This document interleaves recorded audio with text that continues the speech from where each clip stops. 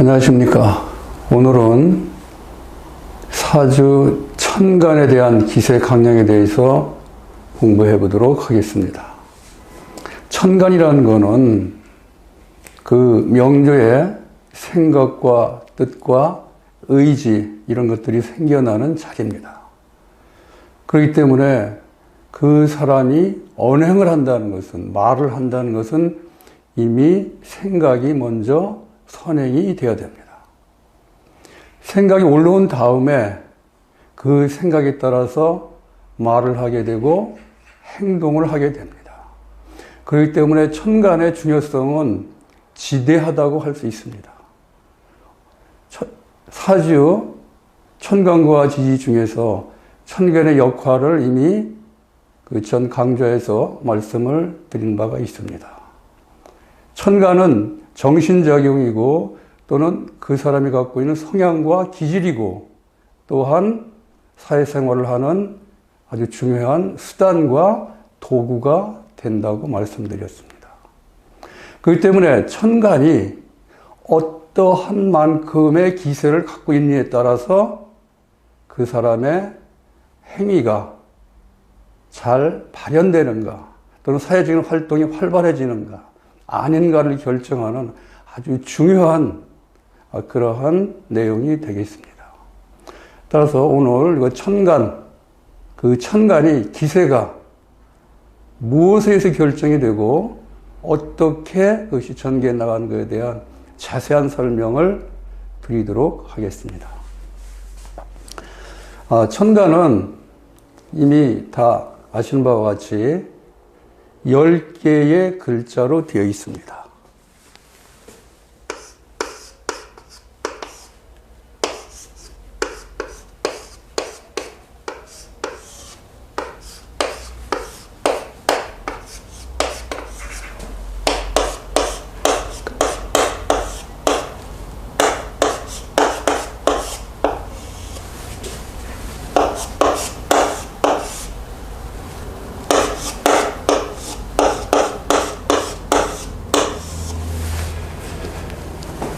글자로 10개로 되어 있고 각각은 고유한 특성을 갖고 있습니다.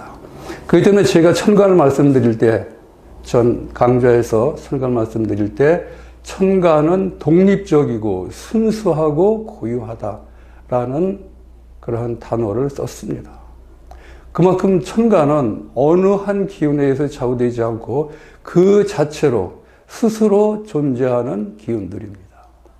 그렇기 때문에 천간의 이런 순수성들이 다른 것에 의해서 좌우되는 그런 일어나지 않는 거죠.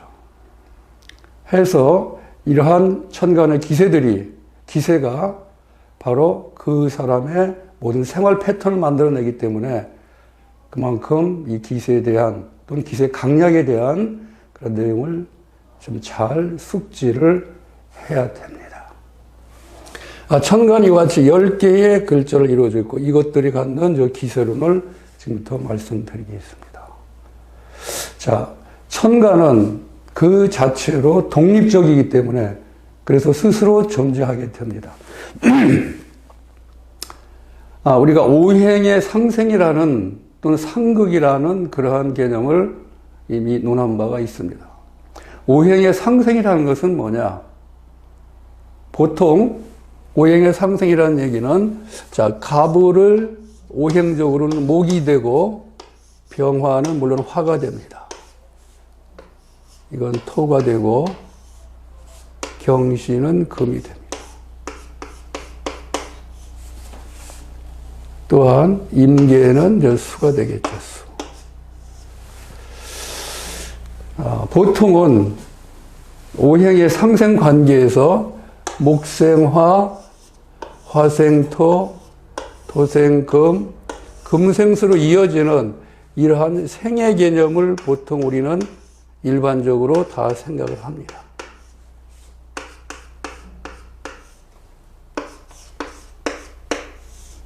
자, 생이라는 의미를 여러 각도에서 좀 생각해 볼 필요가 있습니다. 생은 물론 살린다, 그것을 크게 만든다, 보완한다 하는 그러한 의미도 있지만은 또 연결성이라고 하는 이러한 특성도 갖고 있습니다. 자, 이 생의 의미를 이제 오행 관점에서 이제 관조해 보면은, 자, 목이라는 기운은 상승하는 기운을 얘기합니다. 이걸 나무나 불이니 토니 금이니 쇠니 이러한 개념으로 절대 이해를 하셔는 안 되는 이유가 바로 천간이라는 기운은 기운입니다. 물질이 아닙니다. 물성적으로 이걸 설명한다고 한다면은 큰 오산을 불러일으킵니다. 우주의 기운 자체가 어떻게 물질화 될 수 있습니까? 그냥 그러한 활동을 하는 그러한 특성과 그러한 기능을 갖고 있는 하나의 기운적인 요소입니다. 기운적인 요소를 우리가 말하기 쉽다 해서 어떠한 물건적인, 물상적인 개념으로 이걸 설명한다면 사주 해석은 정말 유연할 수밖에 없습니다. 해석 자체가 무리가 되고 해석 자체가 오해를 낳습니다. 절대로 이 방송을 보시는 여러분들은 절대로 이 오행을 물상으로 대체시키지 말기 바랍니다. 있는 그대로 우주 원리 그대로 과학에 근거한 그런 현상 그대로 이걸 바라봐 줘야 됩니다. 그리고 나서 필요하다면은 물상적인 그런 내용을 가미시켜서 조금씩 설명은 할 수 있겠습니다만은 이 자체를 근본적으로 물상으로 대체 놓는다면은 이거는 사주도 아니고 아무것도 아닙니다.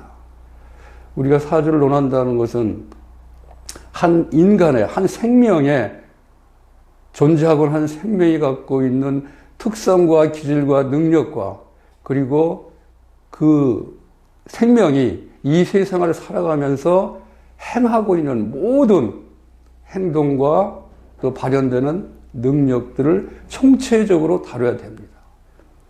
그러한 관점에서 이러한 물상적으로 몇 개의 어떠한 그 모양으로 이것을 논한다는 얘기는 이거는 사주를 이해하는 그런 관점에서는 매우 부정적이고 절대 있어서는 안 되는 사실입니다. 자, 그런 관점에서 바로 이와 같이 기운적인 요소로 모든 걸 설명해 놓으셨답니다. 자, 화라는 것은 이와 같이 확산하고 발산하고 분산되고 퍼져나가는 기운 요소를 말합니다. 토는 확산되고 분산되는 이러한 기운들을 포장하는 요소입니다. 그래서 포장이라고 제가 포장 기운이다라고 말씀드렸습니다. 금은 하강이라는 얘기는 이제 수축한다는 얘기입니다. 응축된다는 얘기입니다. 이러한 기운 요소고요. 수는 그 자체로 저장하는 기운을 수라고 합니다. 자, 그렇다면은 이러한 기운적인 특성은 고유하고 순수하고 독립적입니다. 이 독립적인 기수가 그대로 존재할 뿐이지, 그렇죠? 이것이 그러면 과연 생이라는 개념으로 해서 이것이 어떠한 기세적으로 강해지느냐 약해지느냐를 논할 필요가 없는 겁니다. 목생화라고 한다면은 이 기운이 이것을, 이 분산되는 기운을 더 확장시킬 수 있느냐는 겁니다.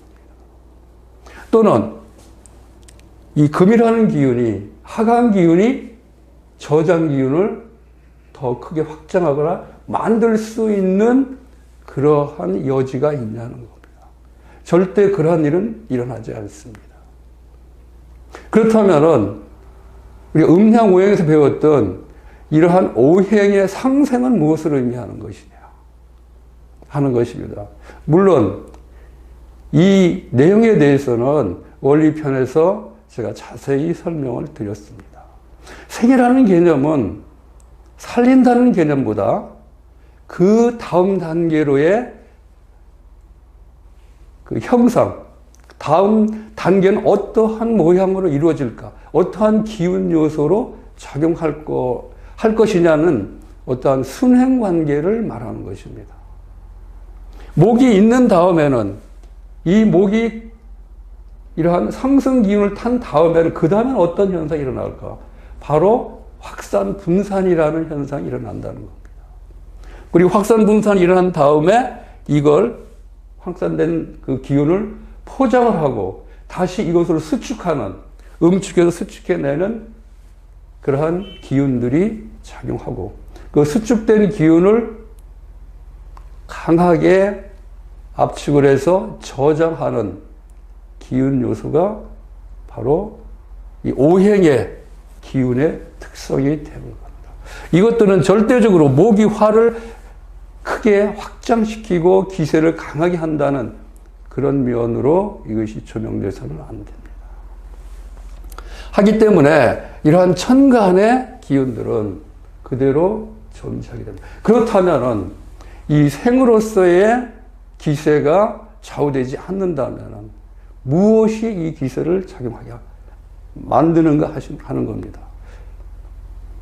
틀림없이 천간이 정신적이고 모든 생활에 대한 수단과 도구가 된다고 했는데, 그 수단과 도구를 얼마만큼 잘 쓰느냐 못 쓰느냐는 바로 기세의 강약에 달려 있습니다. 그렇다면은 이 기세는, 천간의 기세는 어떤 것에 의해서 좌우되겠냐 하는 것입니다. 자, 그런 관점에서 이제 지지라는 지지 12개에 대한 그 개념들을 좀 한난조습의 관점에서 다시 조명을 하겠습니다. 자, 지지는 12개로 이루어졌습니다. 12개의 글자로 이루어졌습니다.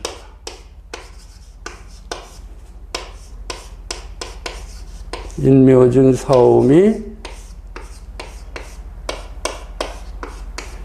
신유술,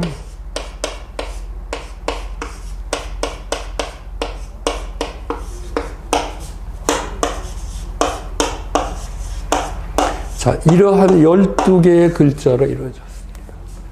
이것은 분명히 한난조습이라는 기후 조건을 생성해낸다고 제가 틀림없이 말씀을 드렸고, 그 생성된 기운은 결과적으로 이 지성에 있는 모든 만물을 한난조습의 기후에 따라서 그 모습이 드러난다고 했습니다.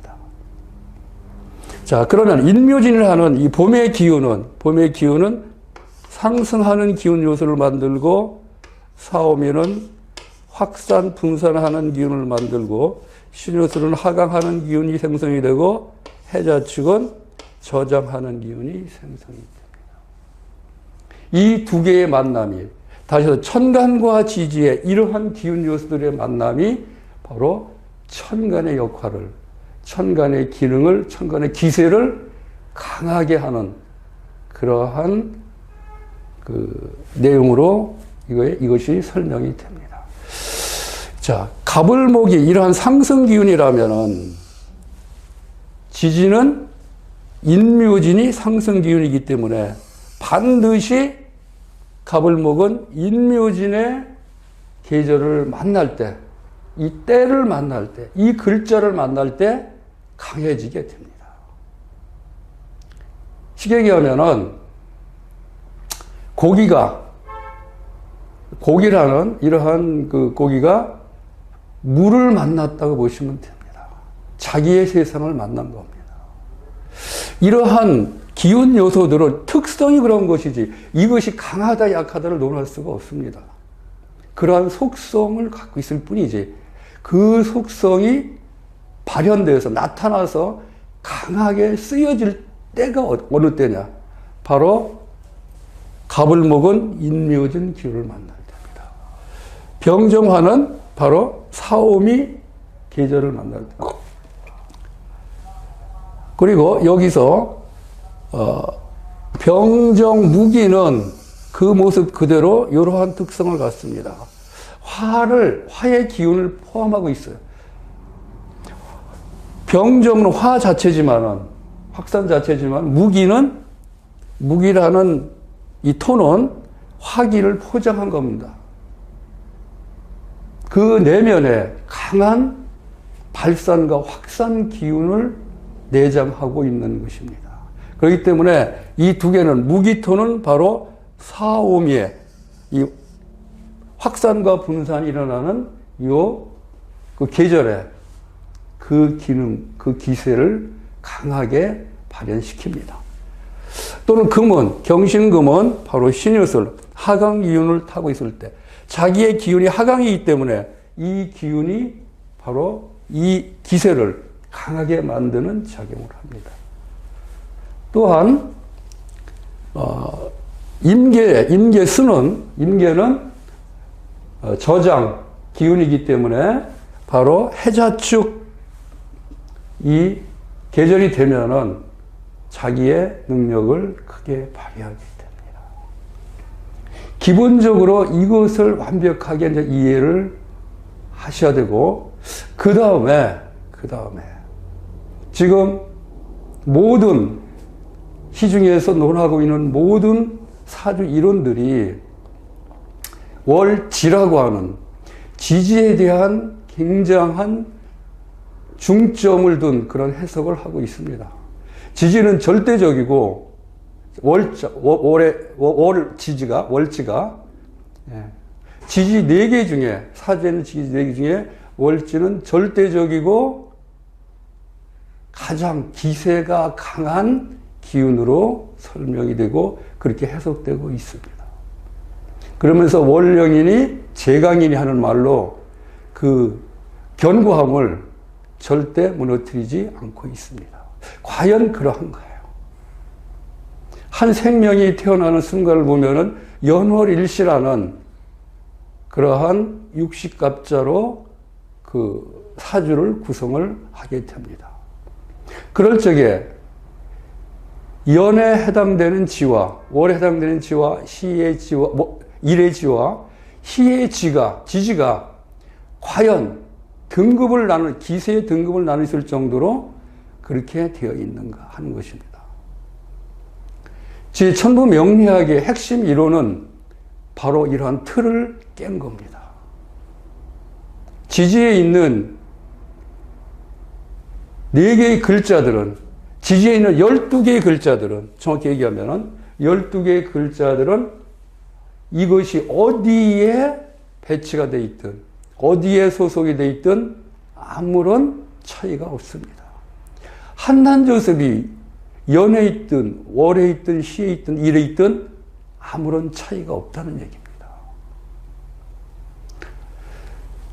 자, 고전에서 이걸 굉장히 중점적으로 조명해 왔기 때문에 그 누구도 이 틀을 깨지 못합니다. 제가 과학적인 논리로 많은 사고력을 통해서 이 문제를 깊게 조명해 본 바로는 절대로 이 4개의 지지는 동일하다는 겁니다. 같다는 기운입니다.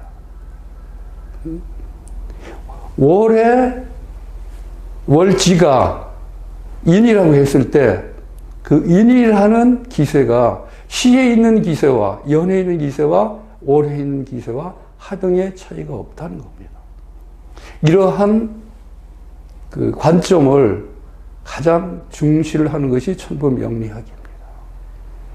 그렇기 때문에 천간의 이러한 글자들이 지지의 이러한 글자들의 요소를 만난다면은 그 기세는 굉장히 강해진다고 보시면 됩니다. 그러면은 만약에 갑을이 인묘지라는 글자를 만나서 강해진다고 봤는데, 그러면 사오미나 신유술 해자축의 글자를 만나게 되면 어떻게 될까? 그렇죠? 이게 굉장히 궁금한 내용입니다. 자, 이것을 간파하고 완전하게 그 기세를 논하는 것이 바로 12운성입니다. 12운성이라는 것은 천간에 있는 오행들이 각 지지를 만났을 때 그 기세 정도가 어느 정도냐, 이것을 아주 간편하고 정확하게 논하는 그러한 기법입니다. 그렇기 때문에 12운성에 대한 관점을 우리가 정확하게 이해를 하면은, 천간이 어떠한 기세로 작용하고 있구나 라는 것을 바로 알게 됩니다. 굉장히 간단하고 쉽고 간편하게 천간의 기세를 하는 방법이 12운성의 기법입니다. 물론 12운성에 대한 자세한 기법들은 이미 원리편 12운성 편에서 설명을 한 바가 있습니다. 그럼 12운성에 따라서 잠깐 설명을 해보도록 하겠습니다. 12운성의 이 천간과 지지가 어떠한 역할을 하는가 하는 것입니다. 자, 12운성을 논할 때 좀 그림, 도표적으로 이걸 논하는 것이 편하기 때문에 이 기법을 씁니다. 자, 이렇게 논한다면 이 위로 올라간 것이 기세가 강한 겁니다. 기세가 강하다라고 생각하시면 됩니다. 기세가 강하다. 그래서 요 위에 있으면 가장 강하고 이 밑으로 올수록 기세가 굉장히 약해지는 겁니다. 자, 이 밑으로 오면은 기세가 약하다. 그렇죠? 약하다. 이렇게 이해를 하시면 됩니다. 그러면 12운성에 나가서 12개의 단계를 얘기하는 것입니다. 바로 생겨나는 자리 생, 목욕, 관대, 걸로, 제왕. 그렇죠? 그 다음에 세, 병, 사, 묘, 절, 태, 양 해서 다시 생으로 이것을 그대로 한번 써봅시다. 이 장생자리입니다. 그래서 한 글자만 표기를 해보면은 장생, 목욕, 그렇죠? 목욕해서 욕, 이걸 관대, 이걸 걸록이라고 그러죠. 걸록, 이걸 왕지, 그렇죠? 왕지. 그 다음에 이걸 세지, 이걸 병지,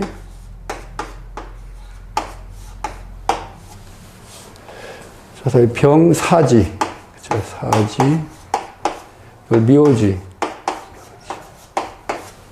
이걸 절지, 이걸 태지, 양지. 이게 12개로 나누게 됩니다. 그래서 보통 우리가 이거 외울 때 생육대, 녹, 왕세, 병사묘, 절, 태양 이렇게 외웁니다. 세계 자리는 처음 세상의 그 모습을 드러낸 겁니다. 그래서 기세는 기세적으로 보면은 좀 약한 편에 듭니다. 자, 이렇게 해서 12단계를 가는데 바로 이 천간에는 10개의 글자는 지지에 12개의 글자를 이렇게 타고 있습니다. 예를 들어서 간목일 경우 간목이 12개 중에서 생하는 자리가 있습니다. 이 생하는 자리는 해에서 생하게 됩니다. 이 내용도 제가 원리편에서 제가 설명했으니까 그 부분을 좀 참고하시면 좋을 것 같습니다. 자, 해여생에서 생, 욕대, 녹, 왕세, 병사묘, 절태 이런 순서로 가면 됩니다.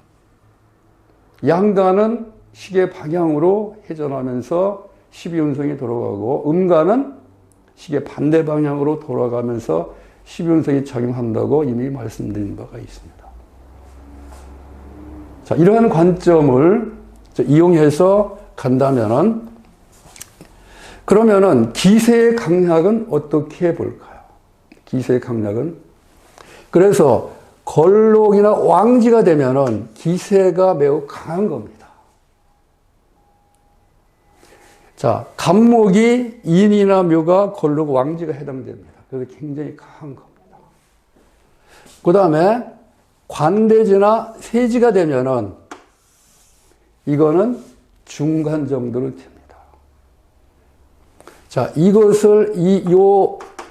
강이라고 한다면은, 그쵸? 굉장히 강하다고 한다면은, 이 정도는 한 중 정도로 보시면 됩니다. 관대지나 세지를 타고 있다. 천간의 글자가 타고 있다 하면은, 기세가 중간 정도의 그 기세를 갖고 있구나. 이렇게 판단하면 됩니다. 그 다음에, 목욕하고 병지, 생하고 사지. 자, 이런 경우는 이걸 약하다고 보면 됩니다. 강중약에 나와 있습니다.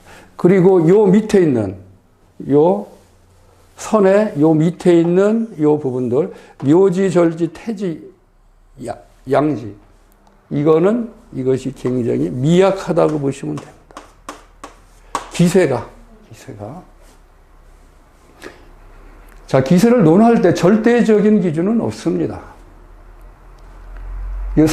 모든 것은 상대적이기 때문에 절대적인 기준은 없습니다. 그렇지만은 어떤 우리가 사주의 해석을 할 때 그 기세의 강약에 따라서 모든 활동이나 능력들이 나타나기 때문에 이것을 감안한다면은 이제 어느 정도, 이 정도는 되겠다라는 대략적인 기준점은 잡고 있어야 됩니다. 그렇기 때문에 걸록이나 왕자 되면 강하고, 그 다음에 관대지나 세지가 되면 중정도, 목욕, 병지, 장생, 사지가 되면 좀 약한 편에 들고, 이하로 되면은, 묘지, 절지, 태지, 양지가 되면은 기세가 매우 미약하다. 이렇게 판단을 일단 하시면 됩니다. 자, 그러면은 이제 다음 시간에는 이 천간의 글자가 이제 어떻게 기세 강약을 각각 논하는가, 이거에 대한 좀 더 세부적인 내용을 설명해 드리도록 하겠습니다. 오늘은 여기서 강의를 마치겠습니다.